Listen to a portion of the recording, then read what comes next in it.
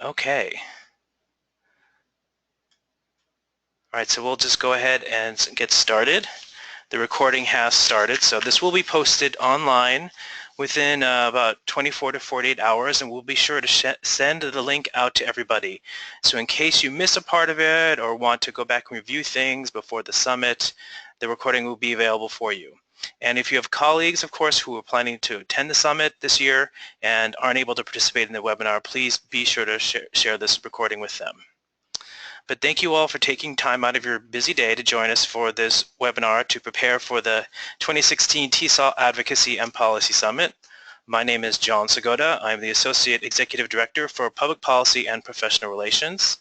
I'll be joined this afternoon by Ellen Fern, Managing Director for Washington Partners. Ellen, you're on the line? Yep. Hi, everyone. Thank you, Ellen. And also, he's not, I don't think he's on a microphone, but also joining us is David Cutler, who has joined TESOL staff as Policy and Communication Specialist.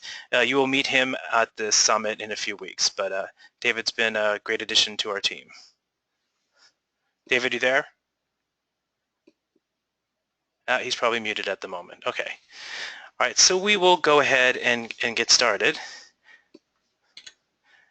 And as I mentioned before, please be sure to mute your microphones or your telephones depending upon how you're participating in the webinar.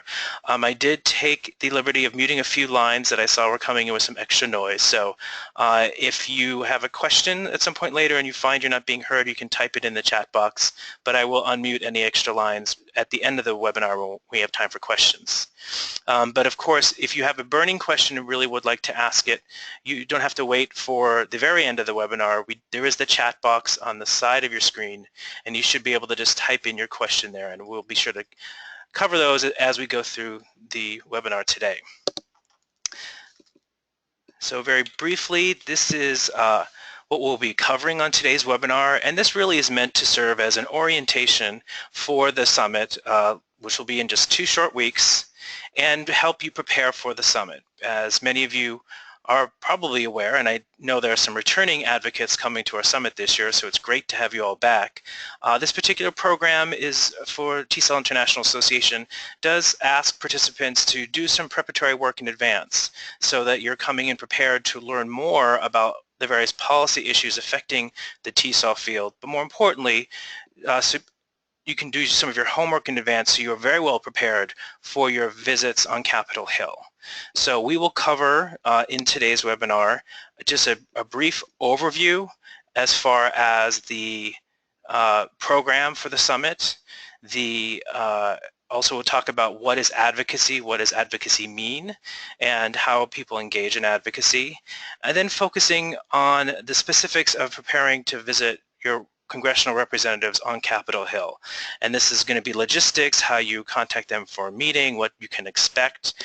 Hopefully you've all been able to view and download the information sheets that were posted on the website. As you registered, you should have gotten a link to that information, and I believe it was also disseminated about a week or so ago. If you have not seen that, we will be sending that again today after the webinar to make sure you have all that information. And just a quick note, I do see someone says that they're reporting some chirping and some background noise. So if someone has a bird in the background, you might want to mute that microphone. But also, if you are dialing into the webinar through 2 media using a phone and a computer at the same time, it's really important you mute both your lines because that will create a feedback loop. So hopefully we can minimize that noise. Okay, so just jumping into the overview for the summit. So here's a little bit more detailed agenda for the summit than was been posted online, and this is just about final. We are still in the process of confirming 1 or 2 speakers, so some of this may change slightly, but this is generally what we will be able to expect for the summit in 2 weeks. We are starting a little bit earlier than we have in past years, so we'll be starting in the morning on Sunday morning, June 19th, Of course, that first hour is just really meant for people to check in after you've had some breakfast and get settled in. We will then spend the remainder of the morning as a full group having a welcome and sort of orientation of what people can expect, a chance to introduce yourselves, and then we will walk through a legislative overview, looking at the policy issues that TESOL International Association is following, some of the legislation in Congress and other initiatives affecting the TESOL field. But then we will move into a very specific hour focused on the Every Student Succeeds Act, which of course is the new legislation that was signed in December that now replaces the No Child Left Behind Act. And the implementation process is a long one, so there's a lot that's going on with that particular new law, but we really want to dive into that because it is now going to be the new K-12 education law affecting English learners across the country. We will then break for lunch, and we will have actually a keynote speaker by Silvia Acevedo. She is actually a member of the White House Commission for Educational Excellence for Hispanic Americans. She actually was directly involved in something that you may have seen this past week, where the White House had a summit on dual language learners in early childhood education, and there was a policy statement that the White House produced that looked at the importance of supporting dual language learners. And so Sylvia, in her role as on the White House Commission, was instrumental in helping to make that happen. So we're really pleased to welcome her, and she'll talk a little bit about her role in making that happen, but also talk a lot about tips and strategies in terms of being an advocate and helping to make connections and moving issues forward, because I think she's had a lot of really good experience in that regard. In the afternoon on Sunday, we will have breakout sessions, and we will have various speakers from various organizations. We've just confirmed a speaker from the Migration Policy Institute who will talk about the Workforce Innovation and Opportunity Act and the impact on English learners. We will also have Roger Rosenthal from the Migrant Legal Action Program who will talk about U.S. law as it relates to immigrant students and English learners in public schools, as well as a few other presentations. And then we will close out the day with Deborah Suarez from the Office of Career, Technical, and Adult Education at the U.S. Department of Education, who will present an update from her office specifically in regards to WIOA, the Workforce Innovation and Opportunity Act. The next day, we will open early in the morning with Diane Sterfener, who will talk about advocacy and teacher advocacy for English learners. Many of you may have seen her speak at TESOL conventions and other TESOL conferences. And of course, everyone will be receiving a complimentary copy of her book, courtesy of Corwin Press, who's one of our sponsors for the summit.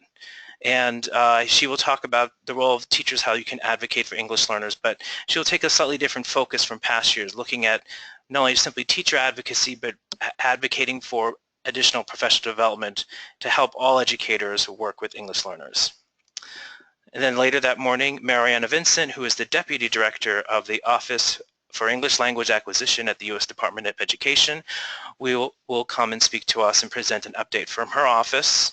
And then the remainder of the morning will be additional breakout sessions, several of which you've seen there. We will have actually a pair of workshop leaders from the American Immigration Council, which is an educational arm of the American Immigration Lawyers Association. So they will be presenting some interactive workshops looking at immigration, a big picture view of immigration policy, some interactive activities. So hopefully there'll be a nice way to get moving in the morning and learn a lot about how different immigration policies affect learners of all ages. And then we will have an open networking lunch in midday, and then the rest of the day on Monday will be focused on advocacy training. We will have various activities looking at how to develop yourself as a grassroots advocate, tools and tips and strategies and things you can do at home, back in your schools, as well as focusing on preparing for your visits to Capitol Hill, which will happen the next day on Tuesday, June 21st, which we of course are calling TESOL Advocacy Day.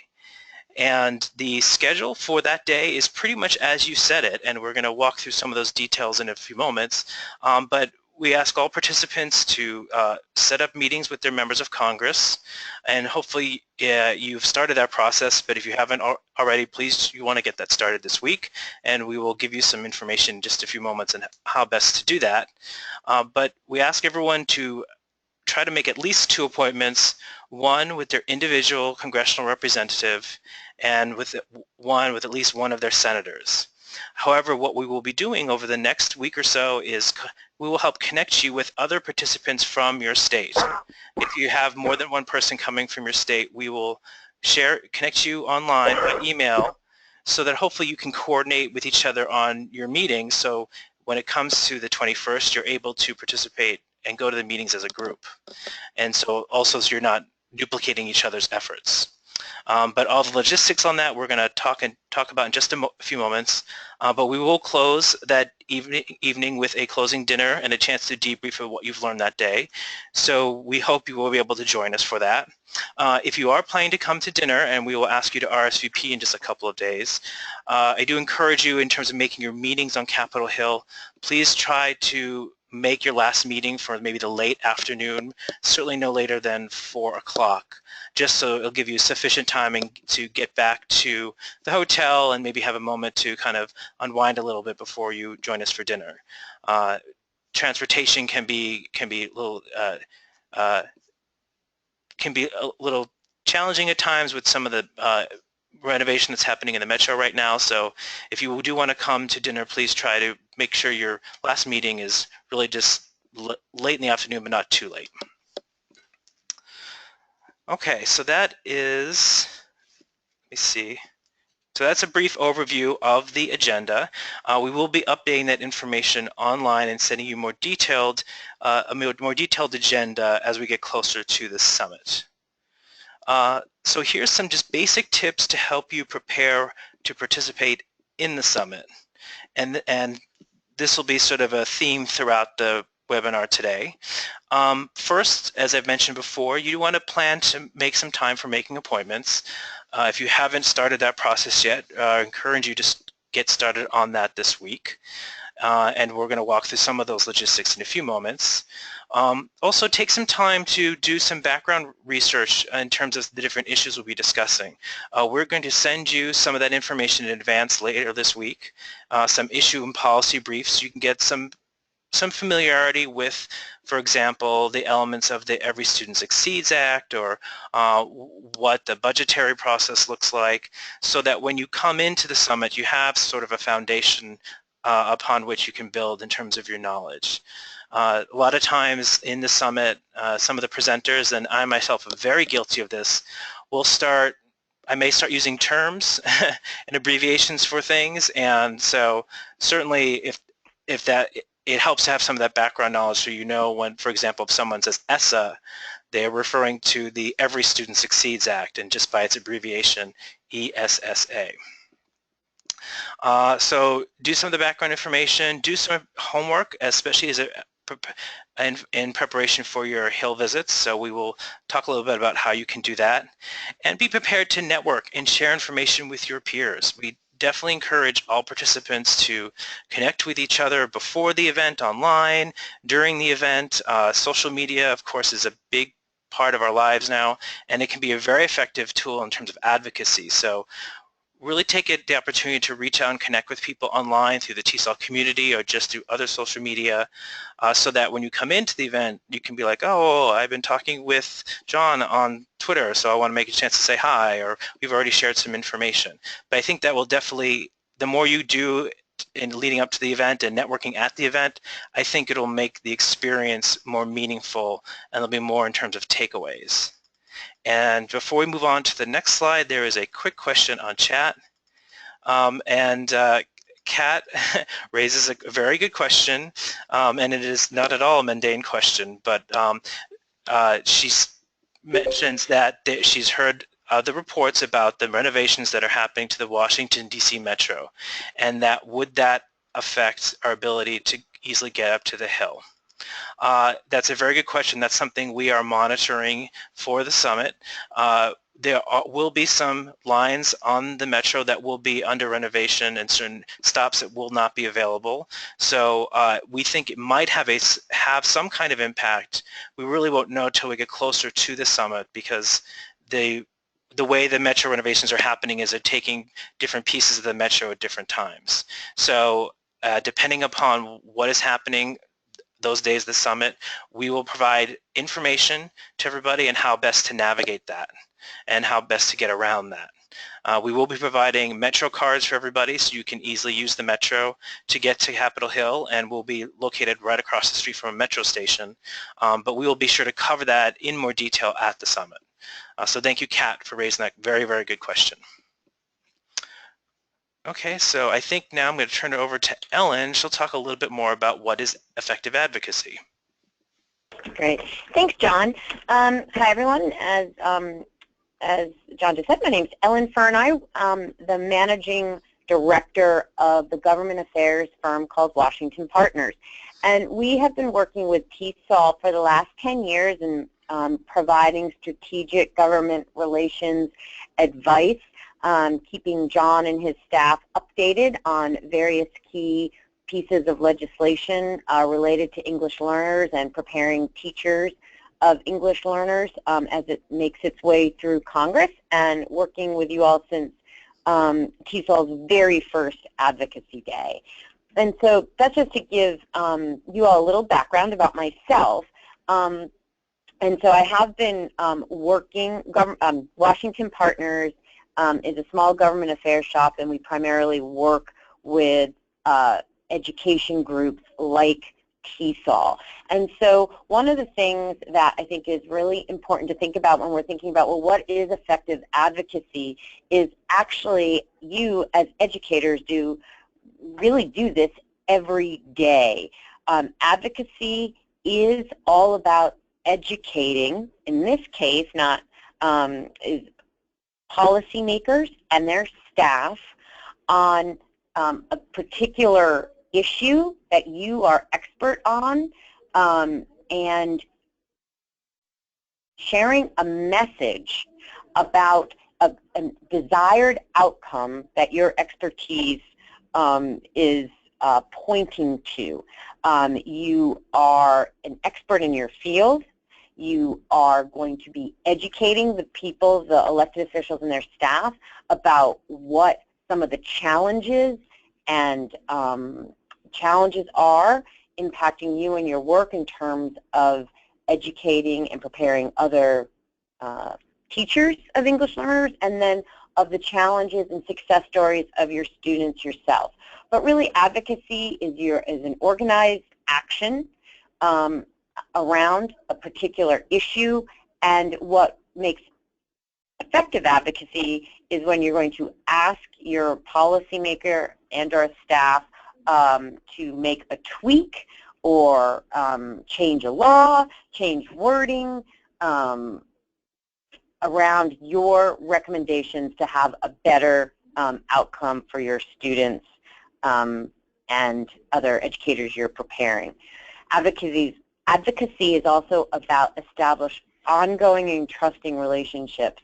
The most important thing that we have found in our work is that when groups come to DC and meet with staff and policymakers, they really want to develop an ongoing relationship and not just sort of what I call these one-offs. You can be a trusted resource for congressional staff because, as I said, you are the expert. They know more about sort of political process, but they can't know about educating English learners as much as you do. And so in order for them to do their job in the best way possible, they really do want to hear from their constituents, and especially those constituents that have a certain expertise.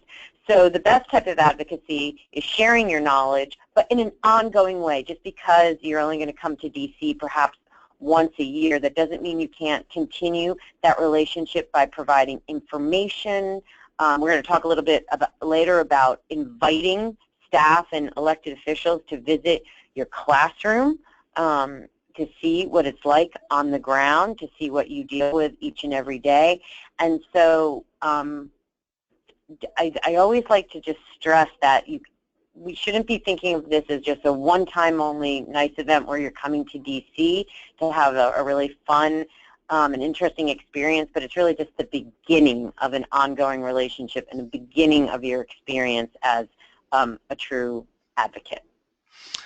Ellen, if I may jump in, I had a colleague recently use the analogy of thinking of this as sort of a first date, if you will.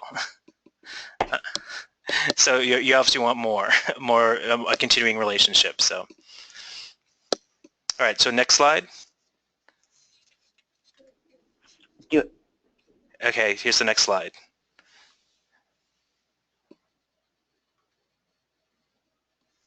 Oh, I'm so sorry. You have that, Ellen? Yeah. Got it. Sorry. Okay. Sorry. Okay, what is the purpose of your Hill visit? As we just said, it's about establishing a strong relationship with congressional offices. And you really want to come and share your information, whether it's about potentially what your day-to-day life is like now with a new law overseeing the Elementary and Secondary Education Act, and how what you do on a daily basis is connecting to really Congress's goal through this reauthorized ESSA, Every Student Succeeds Act, of all children receiving a high-quality education and closing gaps so that all students can go on and graduate from high school and have a wide range of post-secondary options. Or you might be at the Higher Institute of Higher Education, where you're preparing future teachers, and we all know in so many areas there is a shortage of teachers in a variety of classrooms but you know more than anyone that there's also a shortage of more young people wanting to become teachers of English learners. And so whether you're in the classroom in the K through 12 setting or in an institute of higher education, you want to connect your work and your knowledge to Congress's goal of all children graduating college and career ready. You also, though, want to let your representatives know about the issues you're facing. You don't have to, it doesn't have to be a completely rosy picture. You want to have an honest picture that you're sharing and describing for the people that you're meeting on Capitol Hill, so that they both know your challenges and your success stories. Because ultimately, as I said in the slide before, Congress really likes to develop sort of their local experts, whereas other legislation comes across their desk, or as questions continue to come across their desk, they want to know who they can go to within their districts who can provide them with a real life outside the Washington, D.C. bubble viewpoint. And so really you're sharing information, you want to share it in a realistic way, and to better educate folks that have been elected and are trying to improve policy at the federal level. In terms of, now let's get specific and practical. As you know, as John said at the beginning of the webinar, you all will be on the Hill on Tuesday, June 21st. And we just are asking you to schedule 2 meetings, but members have very, very busy schedules, especially in this month of June. They are going to be leaving town in mid-July to go to the 2 political conventions, and then all of August they will be in recess at home doing their election thing. So June is very busy. They're trying to get a lot done before they leave town for 6 weeks. You need to email a letter to your representative and one of your senator's schedulers to request a meeting for Tuesday the 21st. If you do not receive a message back or some sort of notification by Thursday, the Thursday before the Tuesday that we're asking you to make these meetings, we would ask you to pick up the phone and just call the scheduler and say, hey, I'm coming to town. I know everyone's busy. But if the member of Congress can't meet with you, please request a meeting with the Education Legislative Assistant. This is the title of the members' staff people who will have a portfolio which includes education, who will know the most about the issues you want to talk about. And honestly, it's the staff that have the ability to get down into the weeds, to know about various bills coming across their desk, to better understand the new law that was just passed in December, or various laws that the Congress is working on, whether it relates to WIOA implementation, ESSA implementation, or maybe the upcoming higher ed reauthorization. If you cannot meet with your elected official, it really is great to meet with staff, to develop that relationship at the staff level, because that's the person that wants that go-to resource, an expert back home. So because they're the ones actually doing the work and briefing their bosses.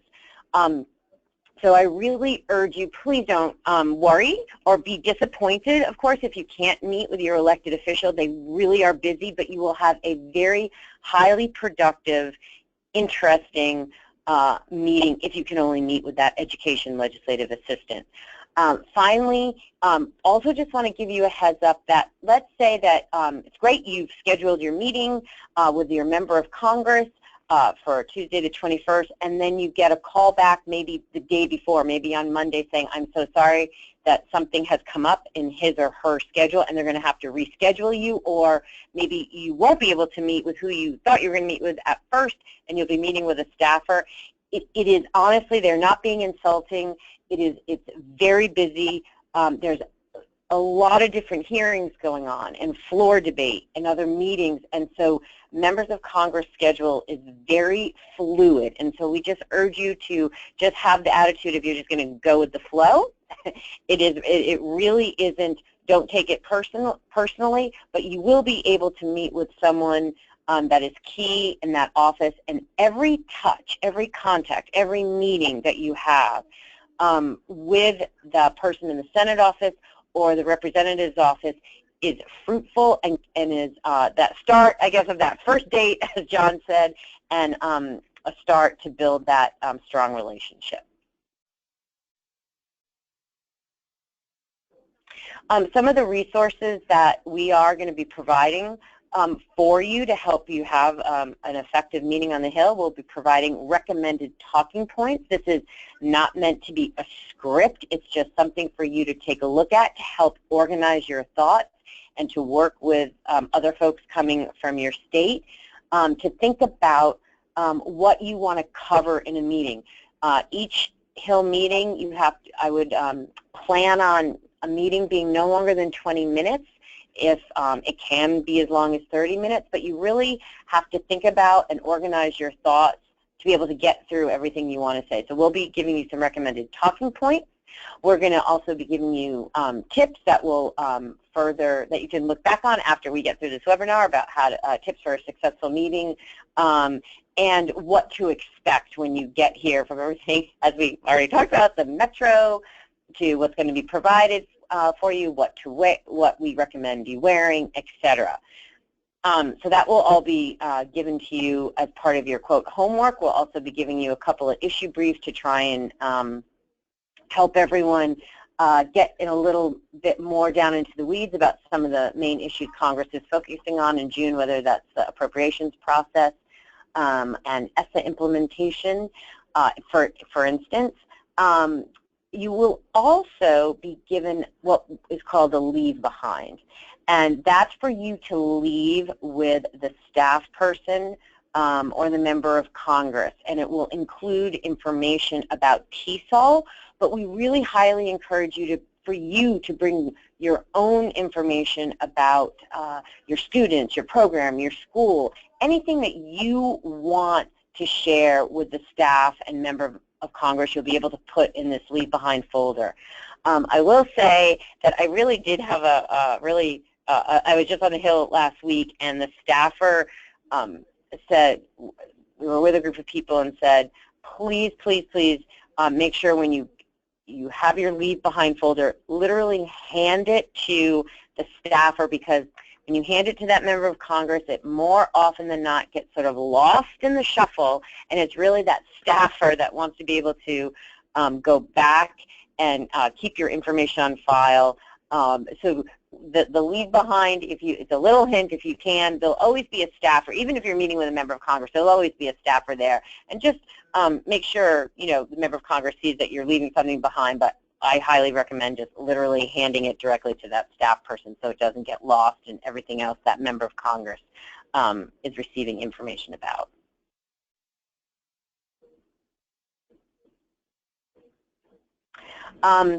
In terms of, okay, what to expect on the visit, you will be meeting with a senator or congressman, perhaps. I want to have sort of warn you that if the meeting with the senator or congressman might be very brief. It might start with the elected official, and then all of a sudden they might have to exit out. They want to stop by, say hello, make sure that you might be able to get a picture with them, but they might not be able to stay for the entire meeting. So that also, don't take that personally. They're not trying to be rude. They're trying to get through as many meetings as possible. You also might be meeting with a staff person, and all of a sudden the senator or congressman might pop in the middle of your meeting to stop by and say hello. So once again, that sort of mindset of going with the flow will be, I think, the best way to prepare for these meetings. Also, offices are very small on the Hill, especially your representative. There's 435 of them and only 3 office buildings. You will be surprised how small these offices are and how busy Capitol Hill is. So once again, if Senate offices are larger because there's only 100 of them, and there's more, usually bigger reception areas, more sort of smaller conference rooms. But if you're on the House side and a staffer asks you to say, I'm so sorry, we're going to have to meet in the hall, once again, these hall meetings happen all the time. Staff are used to it. It could be that there's literally no place to sit for your meeting because other meetings of their colleagues are happening at the same time. So once again, just, not insulting, and they really do think this meeting is important. You just have to, there's just not a lot of room to have the meeting. Lastly, many of the staff you might meet with, you'll be surprised about how young they are. Capitol Hill is filled with really smart, dedicated, committed, exciting young people who have come and they want to make a difference. But you have to assume that they are not going to know about what your life is like in the classroom and what the challenges you face, and nor will they know really sort of deep into the weeds potentially about what it is like to teach English learners and the challenges they face and the various aspects and differences in the students that you're teaching or the individuals you're preparing to teach. So once again, you are here in DC to be the expert, to share your information, to share your knowledge. The staff you meet with are smart. They understand the process. They understand politics. They want to get things done. But you will be the expert, and they're meeting with you to learn more and to be better prepared on the topic of teaching English learners. When you think about the structure of your meeting, you obviously want to start with an introduction of who you are, where you're from, and your link to TESOL. Many staff you meet with might not know what TESOL is, might not know why you're a member of TESOL, what are the benefits of being with TESOL, what does TESOL do. So in addition to talking about yourself, where you're from, what you do, make that connection with TESOL, because there is a chance that who you're meeting with will not know about many of the activities that are organized by TESOL. You're going to share what you do on a day-to-day basis, and as we said repeatedly, both the challenges, opportunities, and success stories. You want to give a real-life depiction of what your challenges are, what challenges the families face in terms of who you're teaching, and the lives you are touching. I don't think there's just not enough knowledge about what it's like for English learners right now in our country, in the K through 12 system, in early education, and at the highest levels of higher education. And so after your introductions and explaining what TESOL is, it's really about what you want to share, about what you're doing on a day-to-day basis, and then we will end it all with a specific ask related to what you're seeing in your classrooms.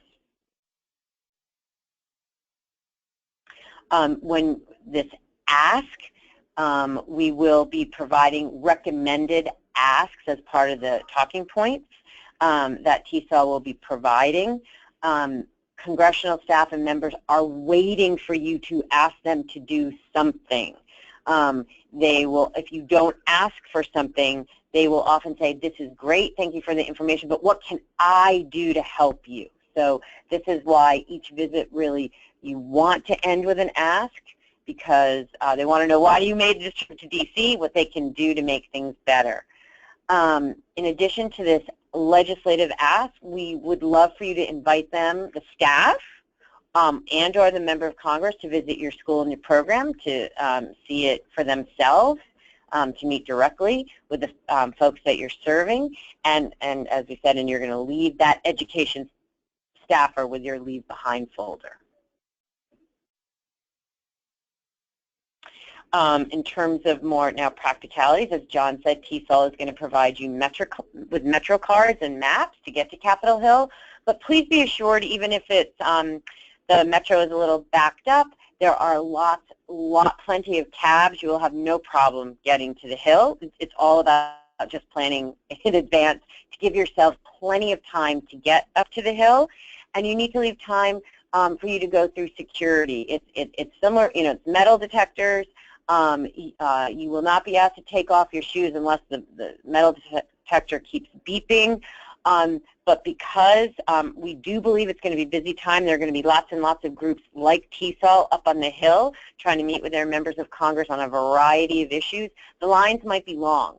So in addition to transportation, you've got to leave yourself time to get through security, because we really want you to be on time for your scheduled meetings. It's just really important to respect both the member and staff person's time. And as I said, your visits, we're approximating your visits are going to be your meetings will be about 20 to maybe 30 minutes, depending on how backed up the member and staff may be. But so in addition to really thoughtful, and we will be able to do this on Monday when we're as part of our advocacy prep session, but it's really carefully thinking about sort of the flow of what you want to talk about, how you want those 20 minutes to go, but also leaving yourself enough time to get there, get through security, and get through the lines.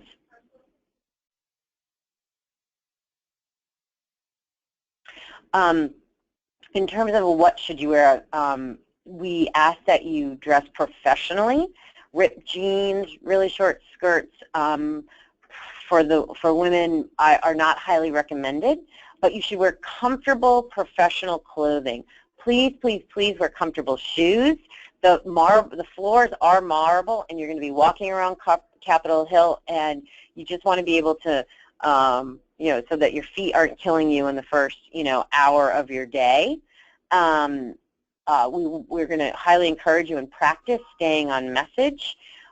Bring your business card. So the staff know how to follow up with you and get in touch with you as additional questions arise. And we always find that in addition to the information staff care a lot about facts, they care a lot about research, they care a lot about data. And at the same time, though, as you all know, as educators, oftentimes we're all different learners. And so when we're bombarded by data, which we want and need, it's often best strengthened by anecdotes and stories and illustrations of how things are actually happening. You can share a lot of data with people, but oftentimes if you can tell and illustrate your point by talking about a student, by talking about a family, by talking about teachers that you have prepared to go into the classroom, it just really helps staff and the member put the data and the facts together in a complete picture.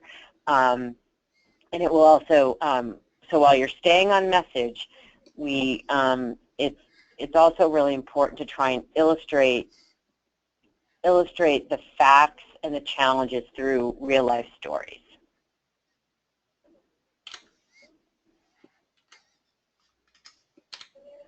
Thank you, Ellen.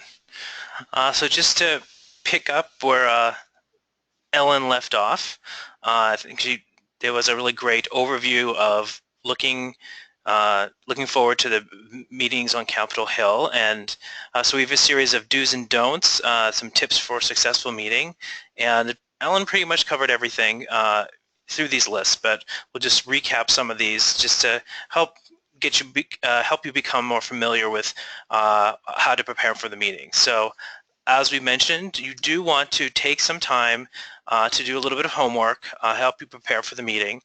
It's always good to maybe look up a little bit of information about the individual member of Congress that you'll be meeting with in his or her office. And it's sort of, I often talk about advocacy as being education and networking.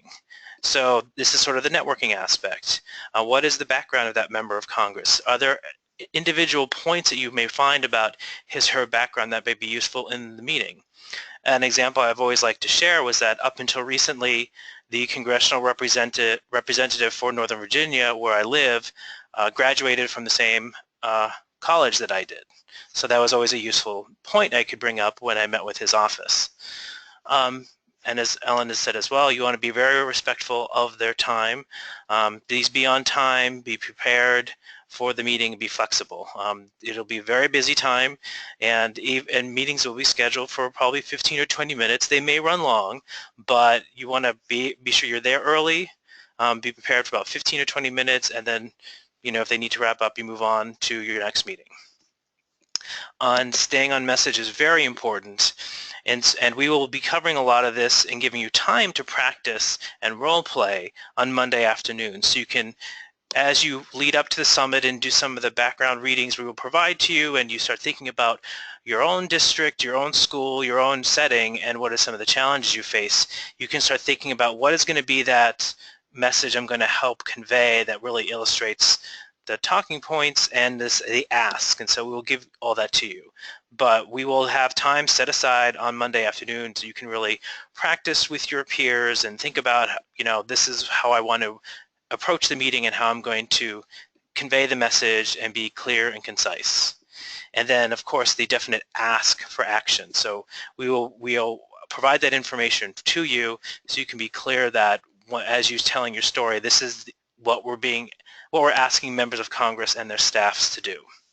And as Ellen pointed out, providing a local story, facts and figures and anecdotes, it really helps illustrate the issues that we're looking to address. And a lot of the focus right now is on the implementation of the Every Student Succeeds Act. So I think there's still a lot of questions because it's a long-term process. But if you're working in a public school setting, you're working with preparing teachers who will be working in public schools. Of course, there are a lot of issues around that. If you happen to be working in adult ed, we will also have some information to help you with that. But helping to illustrate the policy as it plays out in your local setting, that's really one of the key things you want to do in the meeting. And providing an anecdote that helps illustrate that can be very, very powerful. Of course, at the meeting, don't forget to say thank you, and you want to be very courteous and professional and polite the entire meeting. It makes the whole meeting go much more smoothly, and of course, as you want to the second point, build a relationship with the member of Congress and his or her staff. You want to make sure you cover all your bases and be able to provide the information and become a resource for that office. So, be polite, say thank them for their time. Be sure to leave the info packet behind, the leave behind folder, and be sure to leave that with a staffer. And bring your business cards. If you do not happen to have business cards, you can make them. See if you can make them up either, just on a computer, or there's sometimes some online services that you can have business cards made for cheap, but do provide your contact information. Be sure also to ask for business cards, especially from the staffers, because many times their direct contact information is not available through the Member of Congress's website. So if you have especially if you have a very good meeting, you want to be sure to exchange business cards, so when you follow up on that meeting, you can reach out to that staffer directly. And then it's always very important and helps build that relationship when you follow up from your meeting with sending a thank you message by email later that day, the next day, certainly no more than 2 days later, just to remind them of their meeting, thank them for their time and the issues you discussed. And especially if there's follow-up steps that you have committed to, this will be a good chance to remind them that, oh, I'll be following up with that information we talked about, and I'll be able to send that to you in this time schedule. So things that you want to avoid that will negatively impact your meeting. Of course, please don't be late. You really need to be there on time. Sometimes, if you happen to be in a very good meeting that runs very long, it may cause you to be late. You want to call ahead to the next meeting, the next office, to let them know you'll be running behind. Sometimes the staff's offices or the members' offices will help with that, especially if you're going from, say, one senator to the next senator's office. They may be able to help and say, oh, can you call ahead and let them know I'm on my way? It's because this meeting went so well and ran long. Certainly, please do not express any sort of disappointment if you're just meeting with the staffer instead of the member of Congress, or if you're meeting in the hallway, as Ellen said, rather than directly in the meeting, the main office of the member of Congress. That certainly does not leave a good impression. And I've had, and I'm sure Ellen can say she's had plenty of meetings out in the hallway, and it can be very productive. It just happens to be the limits of the facilities and the members of Congress, how many there are. There's 435 between 3 buildings on the House of Representatives side. And really don't make any assumptions about what the staffers know. Sometimes if the staffer has been there for a while and really has worked on education policy, they may know some aspects of the education policy well. They may be new to it. They may have an education background, they may not. But even if they know the policy, that's quite different than actually what is actually happening in your classroom. And as we talked about at the beginning of this webinar, it's really, you're there to help educate members of Congress and their staff on what is happening in the classroom, in your classrooms, in your schools, with English learners you work with, or the teachers of English learners that you work with. And they're not going to know the day-to-day impact of the policies and laws that they're working on. So, go into that meeting being prepared to have, if necessary, sort of a quick 101, like this is what ESL teaching looks like, or, this is the reality I'm facing in this classroom with a diverse student population of multilingual, different educational levels, different education backgrounds. Sometimes it's helpful even just to start, as you start the meeting, you say, we're going to talk about English learners under the Every Student Succeeds Act. How much do you know about what the Every Student Succeed Act has, or what is in the law itself? Sometimes you may want to start with that to find out what the staffer knows or does not know, so they can then help, that can use that as a guide for your conversation. Certainly do not make up answers. It's really important that you be truthful and honest and open during your meeting. But if you don't have information on something you don't really know, it's perfectly okay to say, I don't really know the answer to that, but I know where I can perhaps find some additional information on that. If I could, I'd like to follow up with you after the meeting and provide you some more details around that very good question. That I've said that many times in meetings myself. It's more important to do that than to try to make up something, especially if you find out later that you make up something that's not true. So just be honest and truthful, and then it's perfectly okay to say, I don't really have that information right now. I can provide that to you later. Be sure to stay on message as much as you can. Don't get off message. It's sometimes, depending upon how many people are in the meeting, the conversation can take twists and turns. So if you find that it's kind of going off in a tangent, try to bring it back to the main issue. Your time is limited, so you really want to be clear and focused during your meeting. And as we said, don't forget to leave leave behind folders and your contact information, and please don't forget to have that follow-up email to the member of Congress or to the staffer to remind them about the meeting and thank them for their time. So that, looking at the clock now, it is about close to 3:25 Eastern Time. That is the overview and everything we have for the summit. As we said, the copy of the presentation and the recording will be made available, but for everyone, especially those who weren't able to attend live. But we do have some time for a few questions. So if you have some questions you'd like to ask, you can post them in the chat box, or if you're on your phone, if you want to unmute yourself, you can ask that over the line. Let me just go through and make sure that everyone is, that we unmute people who may have been muted. Okay, so we can take a few questions. Here we go. A couple of questions that popped up on the chat box. Let me take those first. Anthony asked about Metro cards. We will be getting those for you and distributing to you on site at the summit. And we will have Metro maps, and on Monday afternoon we'll talk about the best way to get to Capitol Hill. So we will give all that information to you. And Judy asked about how to find staffers' email addresses. Usually members of Congress, they'll have a personal website, will have like a contact form. You would fill out and say you would like to have a meeting with the member of Congress. Usually email address is not directly provided. It's usually done through a form, because members of Congress will talk about wanting to meet with their constituents, and that's because of resources, that is their priority. If you happen to have met with a congressional office before, and you might have the direct email for a staffer, but I think it's usually done through the form. Ellen, do you have any additional information about that? No, I think that is, or you can just directly call. You go to the website and just get the number for your congressional office and just call and say, you're trying to schedule an appointment with the member or the education legislative assistant, and could you please have their name and email address? They will give it to you.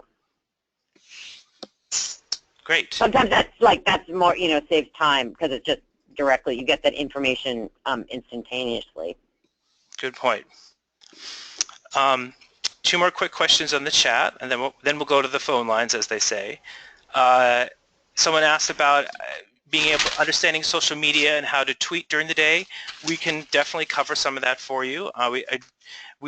We have a hashtag for the event, which we will share. We'll post that through email to everybody.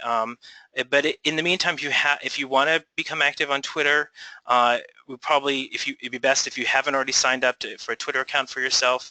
Just go to twitter.com and create a user account, and then if you find some time between now and the summit, you may want to look up some information about how to become active on Twitter. We will certainly take a few moments to help give you some information how best to use social media during the event. And then last, Debbie asked about the TESOL community that's mentioned on the slide. I will send out the URL. It is the private platform that the association uses for its members. It can be found at community.tesol.org, but there's a specific group for this event. So we will send out that web address for everybody, so you can log on directly and find all that information. And then there's a few more questions. This is great, popping up on the chat. Debbie also asks about how much information should we provide in our request for a meeting, such as reasons we want to meet, topics intended for discussion, etc. Excellent question. We will actually be putting together a sample letter that you can use and adapt. If it's not already on the TESOL website, we'll make sure that it's up there shortly, and we'll send it out by email so you can use that as a template. But usually the letter can be pretty simple and simply stating, I'll be coming to DC on in June 19th and 20th, 21st. I'd like to set up a meeting with you and your education staffer on this date to talk about, English learners under education law, if you want to say adult ed or pre-K-12, depending upon your area. But it can be pretty general in that sense. You definitely want to identify the particular issue and the reason you're there, but you don't need to provide like a lengthy explanation as to all the details. But we will provide a template letter for you that you can use to help facilitate that request.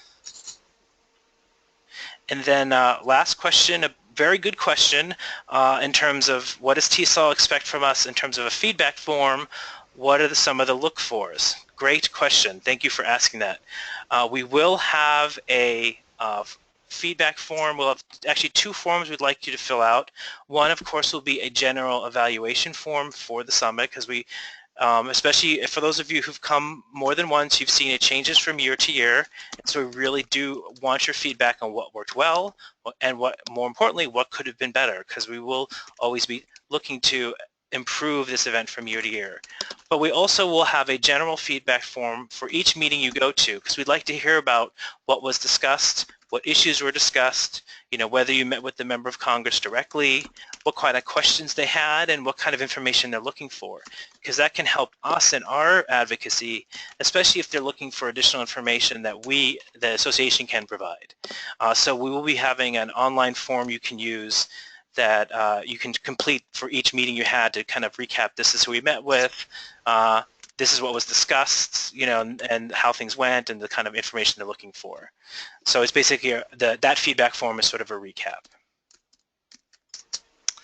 So we have time for a few more questions. If you want to type it in the chat box, or if you're on the phone, if you just want to ask right now.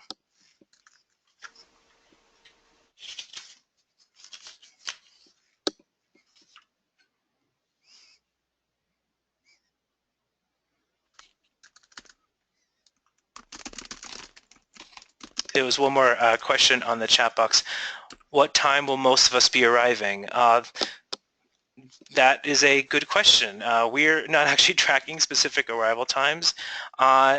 We have a mix of people from across the country, and we actually have some people coming all the way from Hawaii this year. So I suspect there'll be a number of people who probably arrive on Saturday the 18th. We do tend to get a number of people from the DC area that may probably be arriving first thing in the morning on Sunday the 19th. So that'd be something. Certainly the group in the TESOL community, it does have an email listserv function to it. Hopefully you may have seen a message from David Cutler a couple days ago through that.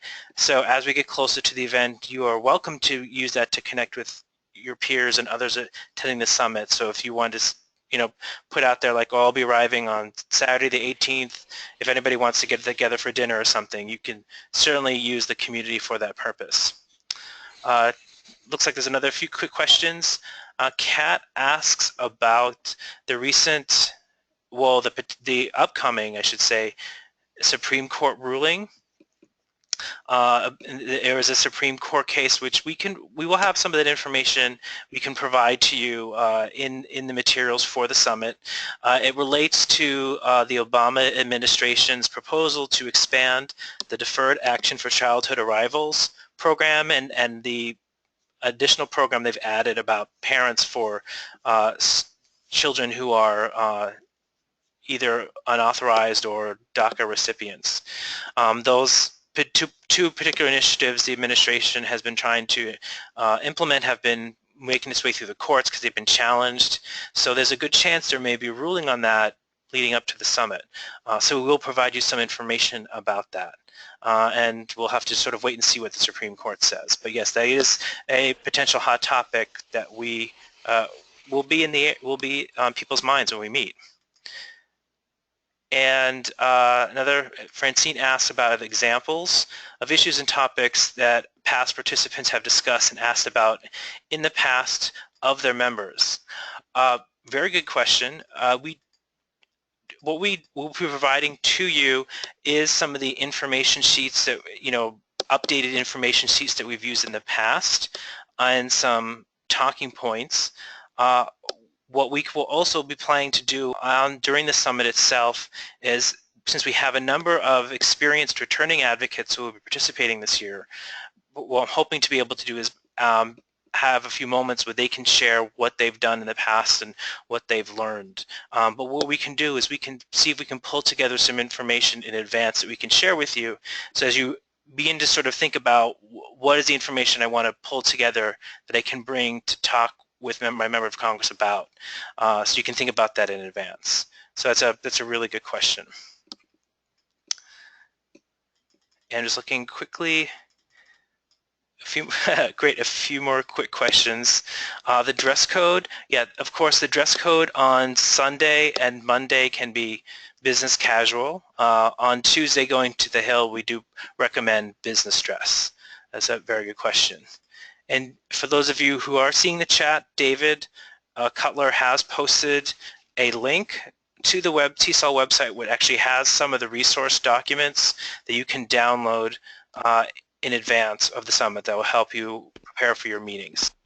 It gives you tips and directions and so forth. And according to my watch, we are just a few minutes past 3:30. And so I think we've used up our hour. I want to respect everyone's time. So I think we will just take this moment to conclude the webinar. As I've mentioned, we will be posting a link to the recording as well as the slides online through the TESOL community. Hopefully you found this information useful, but if you have additional questions, please do not hesitate to contact me. I should have updated the slide to include David's email address as well. We will make sure to update that before we post the copy of the slides to the TESOL community, but please do not hesitate to reach out and ask us any questions you may have in preparation for the summit. And looks like one last quick questions. David just posted his email address to the chat if you want to take a look at that. Someone just asked a question about nearby restaurants near the hotel. Of course, we'll be happy to pull that together for you. Great. So with that, we'll conclude the webinar. You can look for the recording within the next 24 to 48 hours. And as I said, please do not hesitate to email either David or I if you have any questions. And we really look forward to seeing you in 2 short weeks. Thank you, everybody.